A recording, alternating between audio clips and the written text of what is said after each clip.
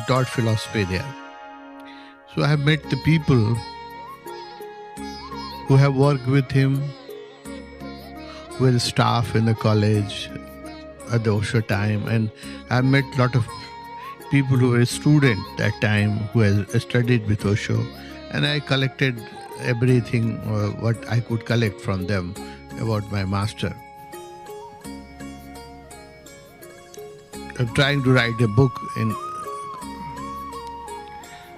based on those collections. So whatever I've collected from the people who have studied with Osho. So there's some very interesting thing which I found. I would like to narrate few of those stories with you. I'm to share. I think you will like it. When he started to teach in Jabalpur philosophy, there were only 4 students in his class, in a class of philosophy. Many people don't study philosophy because studying philosophy you don't get good job or you cannot get good salary.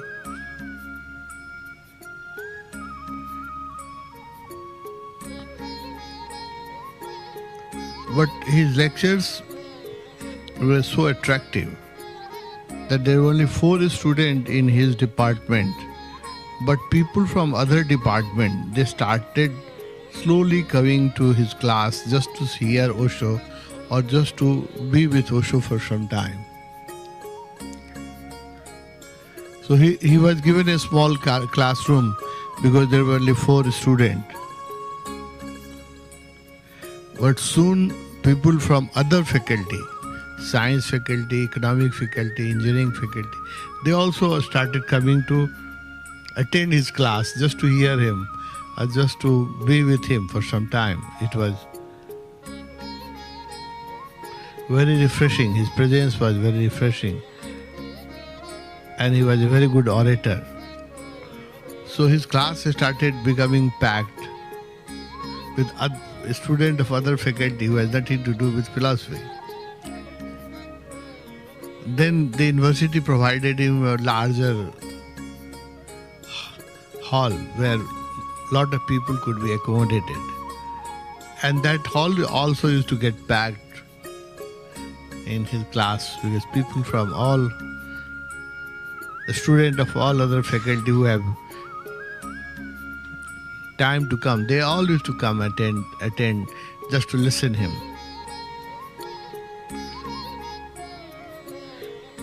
So that time one student, girl student, who told me this story, now she's a sannyasin.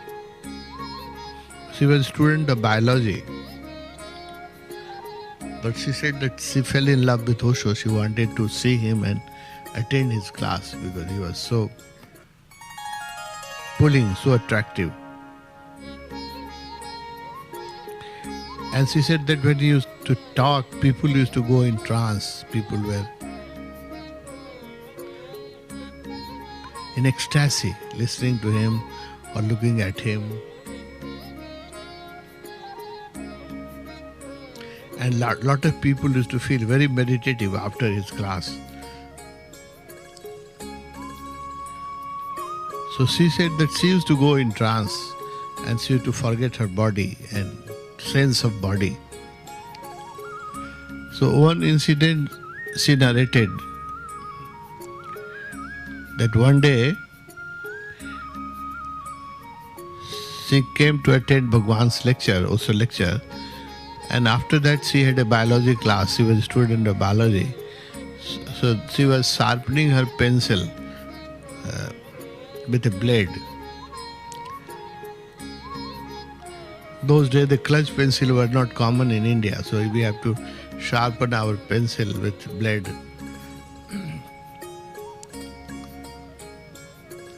Osho entered in the class and looking at Osho, and when Osho started speaking, she lost whole sense of body.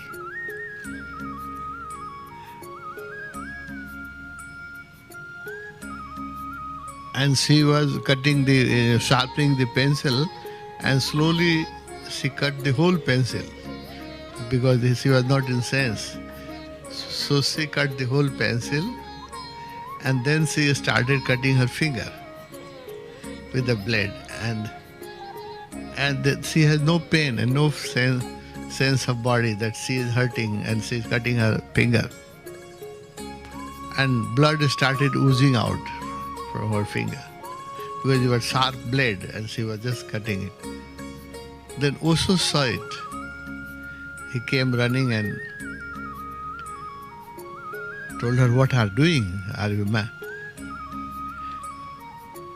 And then Osho used to wear a lungi and a shawl, and he tore his shawl and put a bandage over her fingers because it was oozing blood. She said she still keep that piece of cloth as a souvenir because it belongs to Bhagwan's body, Bhagwan's soul. So she told me that it was not only her condition, that many people have reported the same thing, that they used to go in trance and they have to forget that they have other class or they have some other thing to do. And they used to forget their body and they were in ecstasy. Just listening to him and being in his presence. He was so magnetic, so powerful. Now she is also sannyasi. Her husband and she, both are also sannyasi. And I collected many things from the students and staff of the university. One very interesting story which Osho has also narrated during his lecture, he has told it. So Osho fell in love with that tree, and Osho has said in his lecture that the tree also fell in love with Osho. So they both were in love. So in the early days when Osho started teaching, he was coming to university on bicycle because his salary was minimum 600 rupees a month, and he could not afford anything more than a cycle. So he was coming on bicycle. But he was so particular that he used to clean his bicycle every day, and it was a new bicycle and he used to clean it every day. So people said that it was the best maintained bicycle in the university. Very clean, always looked fresh. And he used to clean himself, oil it and keep it in a best condition. So he used to park his bicycle under this tree and hug the tree and sit under the tree for some time. It was a huge tree. And then he will go to class to teach.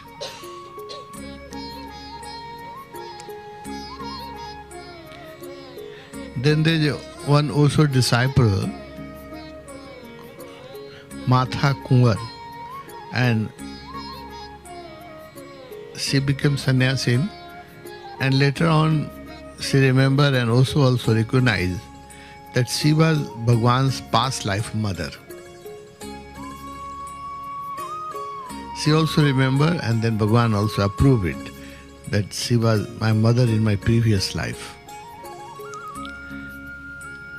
So she presented a car to Osho to go to university, a small Indian car.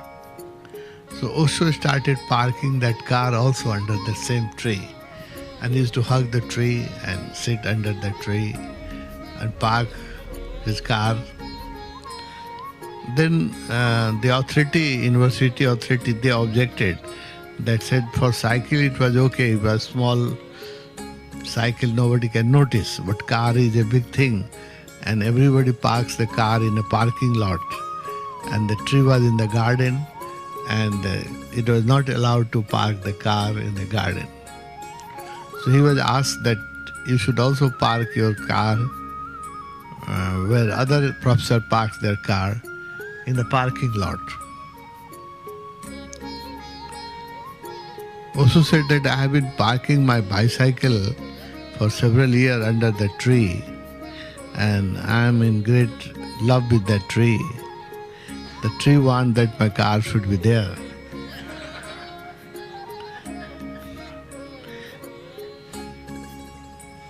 So allow me, and that's not just a walking space. That's not there is no flower or there is no grass that I disturb the park.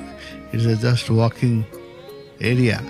So allow me to park my car under that tree, because the tree very much want that my car should be there. And I also love tree. The administration does not understand this type of language. So they said, no, it's not. You have to park your car where other people park. And there are people who were against Osho in university also, because they were jealous of Osho. Osho was very popular and the student loved him. So other professors were jealous of him because he was getting good respect everywhere. He was called for giving lectures in other programs of the town, and other professors who were senior to Osho, they were not invited. So they were feeling jealous. They were not very happy with Osho. So they created opposition that no, everybody should park the car in the same place. Why he should be given an exceptional privilege? So administration asked him that it is not possible. You have to park your car from tomorrow from the same place. He was given a notice that you have to park your car the same place where other people park and not under the tree. It hurt also. He said, I know there's a politics behind, because by parking my car there is not disturbing anybody, and just the tree is happy and I am happy. I am not disturbing the garden, and I am in the shade of that tree. My car also remain cool, because it's Jabalpur is a very hot climate. And then open, the car becomes hot, and it is protected under the trees. He tried to convince the administration, but they didn't agree. You know, Osho is a very arrogant person himself. So he resigned. He said, okay, if you don't allow me to park my car, then I don't want to serve your university. I will go and join some other university. So he tendered his resignation just for this small issue. Then the administration became little bit, because he was a popular teacher, and when the student knew that Osho is leaving the university, they become very angry. They said, he is a prestige of our university. He is invited all over the India for deliver lecture, and he is so popular, getting so popular, and he earns good name for the university that we belong to his university. So we don't want to lose him. So a student made a protest, big protest, that Osho should be allowed to park his car. Or he was not ready. Osho was never, he has compromised in life. He was decided, said, okay, I'm leaving, I'm not to work this university. Then because of the pressure of the student, the whole university, it became an issue in the university, and a lot of people protested that no, he should be kept in the university. He's a jewel and is a good prestige for the college, university. So then finally the authority has to yield, and they said okay, because there are so many pressure from the student and demonstration from the student. Then his resignation was returned and he was asked to continue and park his car under the tree.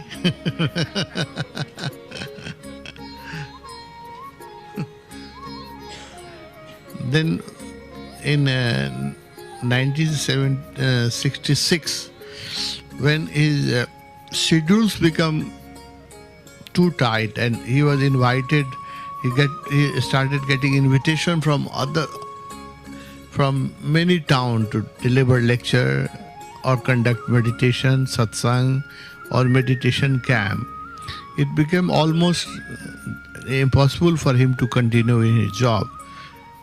But he never wanted to leave his job. He said that I want to remain independent, I want to earn my own bread, although the salary was the minimum, 600 rupees a month. But he said, no, financially I want to remain independent. I don't want to depend on anybody. So he insisted. All the people wanted him to resign from 64 onward. When he conducted his first meditation camp, it was very popular and people demanded that now he should be free and devote total time for us. Also refused. For 2 years he insisted that no, he will earn his own bread and he don't want to depend upon his friends. But by 1966 it's become impossible because he had so many engagements, so many invitations. Everywhere he was wanted in North India. And people said, no, 600 rupees is nothing, we will contribute 600 rupees. So he left the job. So he has to resign. So the day he resigned, the university made a reception for him, farewell reception. And everybody was called to speak about Osho and give him a good farewell. So people will gather in a hall and Osho was missing, he was not there. So people said, where is Osho? He was found that he was with the tree, he was hugging the tree and saying farewell from the tree that tomorrow I am not going to come to the university. And a strange thing, people reported me that after Osho resigned, he lived in Jabalpur for next 4 years, up to 70, middle of September 1970. And whenever he has time, he used to come to meet that tree. Whenever he has time, he used to come and sit under the tree, hug the tree. They were in a strange relationship. Whenever he got time, he used to come. He didn't meet any friend in university faculty, but he just used to sit under the tree and meditate or sit or go back. But in 70, he moved, in May 70, he moved from Jabalpur to Bombay. The reason was that Jabalpur does not have an airport. And Bhagwan was invited from so many towns for several programs. So now it became impossible for him to travel by train because the time used to consume in traveling in train. So that time he wanted to save by traveling by plane. And now people were ready to afford money for plane tickets. But there was no plane connection in Jabalpur those days, no airport. So the prime reason was that Bombay has a very good connection from all over the India. Very good trains and very good air connection. So prime reason of his moving was the connectivity of Bombay city. And there was good communication also, telephone lines. Those in India, it was difficult to phone from one city to another city. You have to be a steady line, and that was not very dependable. In Bombay, it has a better line. For all these reasons, he has to move to Bombay. And Bombay is a very advanced city, rich city. A lot of fans of Osho were there. So they purchased a flat for Osho. There's a street called Pedder Road in Bombay, and a new building was coming up, Woodland Apartments.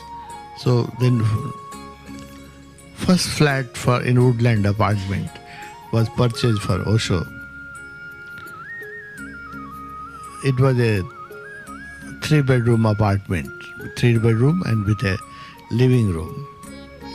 I visited that place several times when Osho was there. So Osho moved into that apartment in Woodland. And when Osho was leaving the Jabalpur, he went to say final goodbye to the tree, because then, and it's another habit of Osho, I tell you, then whenever he used to leave one place, he never come back to that place again. The leaving is final leaving. When he left his village, he never went to village. When he left Jabalpur, he has lived in Jabalpur so many years, but when he left Jabalpur, he never come back. So that was also his habit. Once gone forever.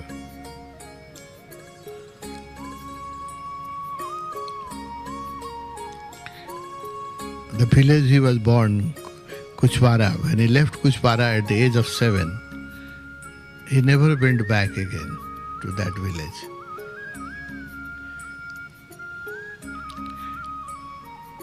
So he was leaving Jabalpur for good.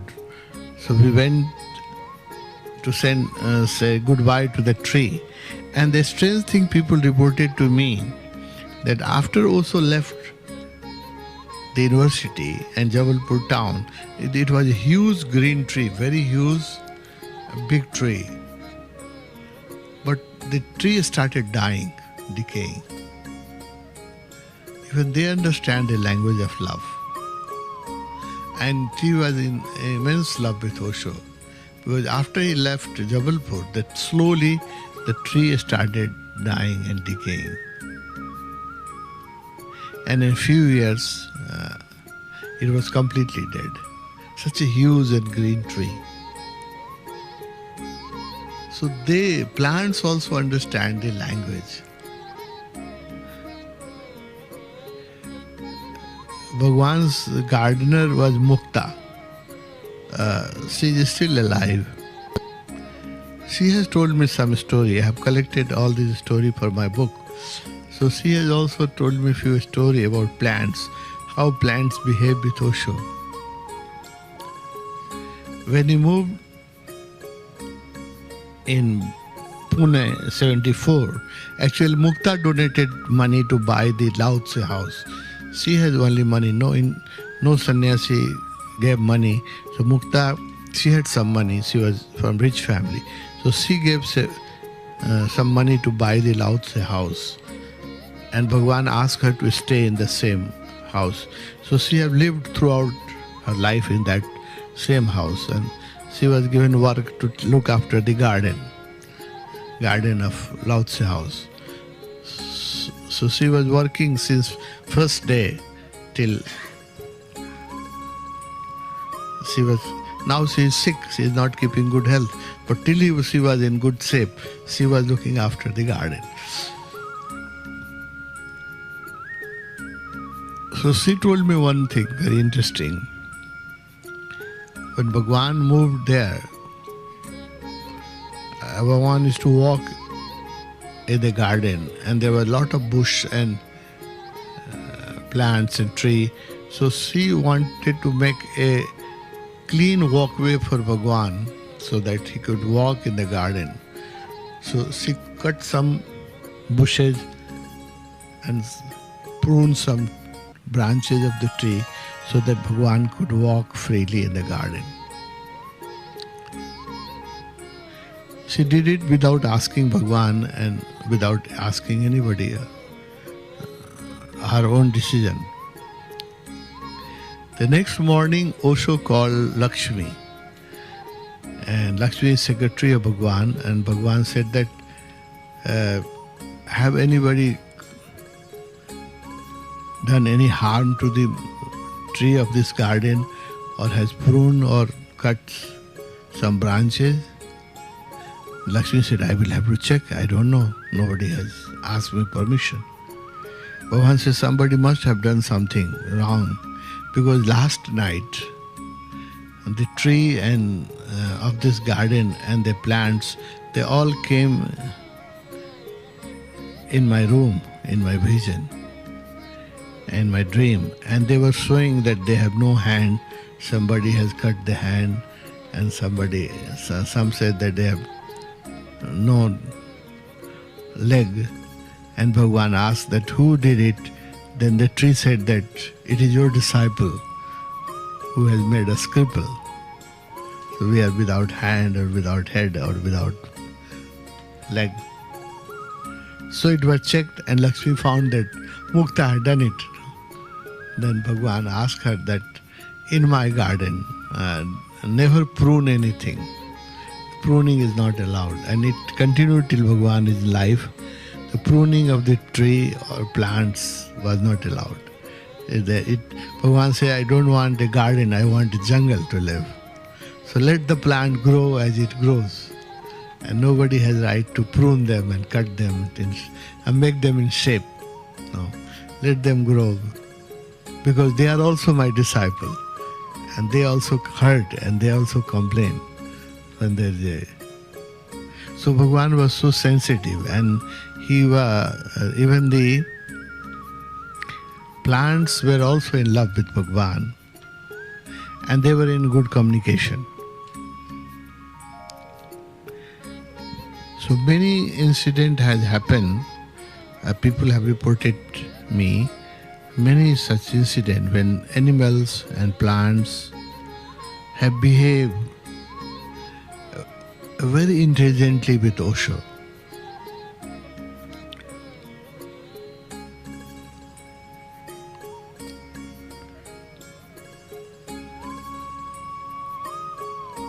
Bhagwan was conducting meditation camp in a small hill station near Bombay, Mathiran. Mathiran is a small place, a hill station near Bombay. Osho used to conduct meditation camp because he liked mountains and trees. So he used to choose very scenic spot for his meditation camp in early days when he was free to conduct meditation camp. He always selected a very good place like Mount Abu, another hill station. He used to select natural spots, seashore or mountain. So Mathiran was one of his favorite spot. It was very close to Bombay, and he has done some meditation camp there. So he used to come in every camp and he used to sit on the back when Bhagwan to conduct meditation or deliver lecture without disturbing anybody. Silently he used to sit and he was the first to come and last to leave. And very silently, never disturb anybody. And when Bhagwan used to go, he used to come to see him off to railway station. He could not communicate, he could not speak, but he was in love. So he used to come to see, with other disciples. He also come to see him off. In the last camp, Bhagwan declared that this is my last camp and I will not come anymore to Mathiran.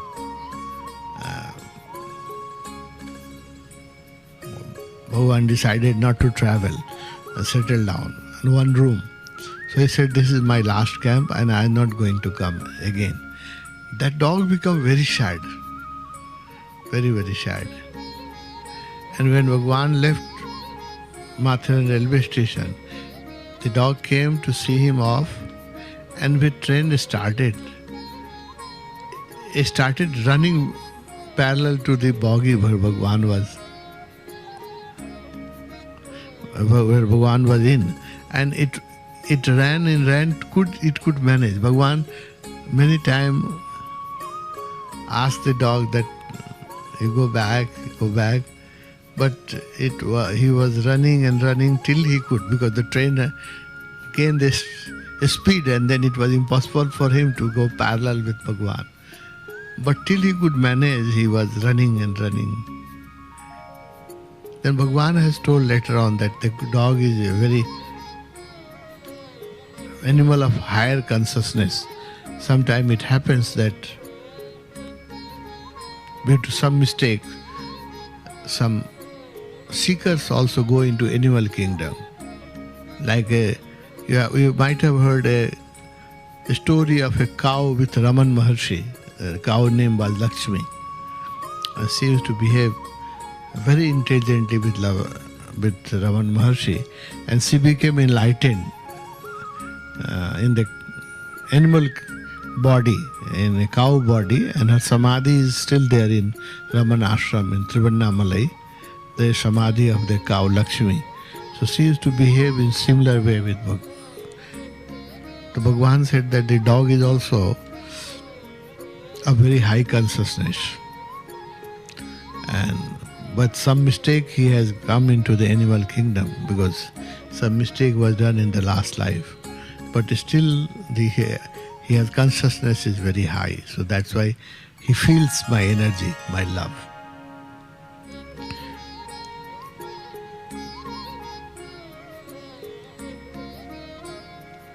It was not only that dog, the many animals have behaved very intelligently and very differently with Osho. When he was in Napier town in Jabalpur, he used to live. He has a very small bungalow, 1-2 room. And he maintained a garden himself, a small garden. He used to work himself in the garden, love plants and flowers. So every evening when he come back from university, he used to walk in the garden for some time. And people noticed that a snake will come and walk with Bhagwan every evening. It became a regular thing, and Bhagwan said not to harm snake, and Bhagwan said the snake is not going to harm me, so nobody should disturb. And snake used to keep a good distance from Bhagwan. There was a line of flowers, so Bhagwan used to walk in one line and the snake will walk in another line. But it will remain in the garden till Bhagwan is in the garden. And when Bhagwan will go to room, it will go into the bush. So it became a daily. Many people have noticed this. The snake was also in love with Bhagwan. And then Bhagwan started getting invitation from Indian cities to conduct camp. And many times he was away from the Jabalpur. But the snake used to come in the time when he used to return from university, 5 o'clock. And used to come and wait at the main gate for Bhagwan every day until it get dark. So many people who live around that house, I went there and taken picture of that house and interviewed the people around. And they told me that it became a daily routine, that when Bhagwan was out of the town, and sometimes he was out of the town for 7 days, 10 days, but the snake will come every day and wait for him from 5 till dark. And after dark, he never disturb anybody, and Bhagwan has given instruction that nobody should disturb.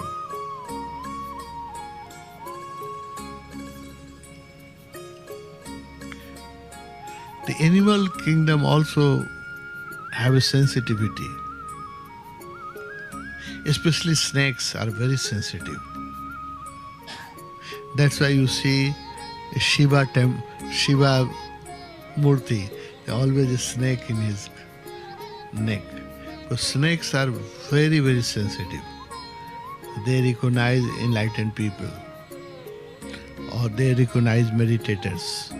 That's why in India we worship snakes. In Nepal also we worship snakes and we don't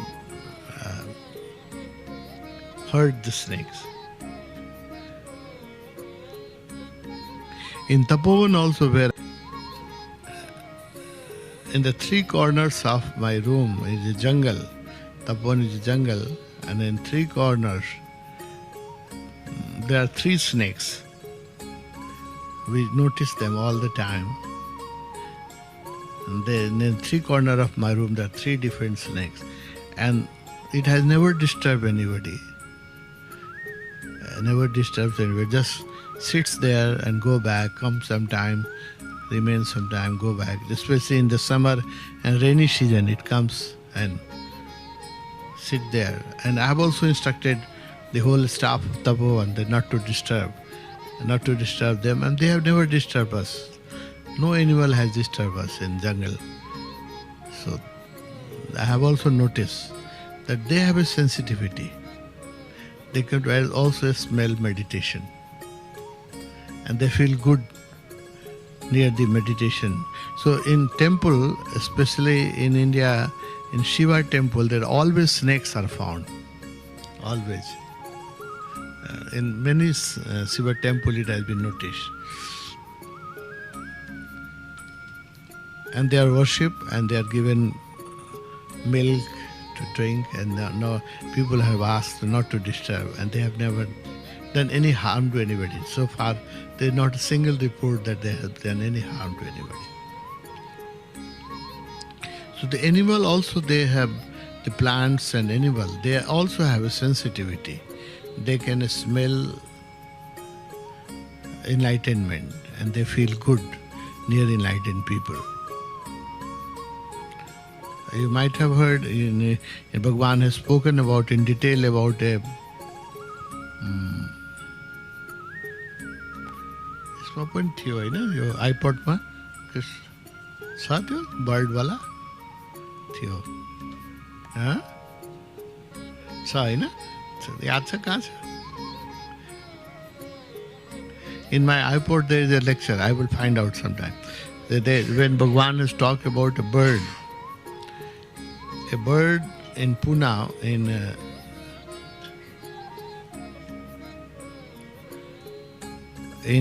when Pune Ashram started, they built an auditorium for Bhagwan called Chansu Auditorium, where there is Samadhi these days. So he used to give darshan there every evening, every morning lecture.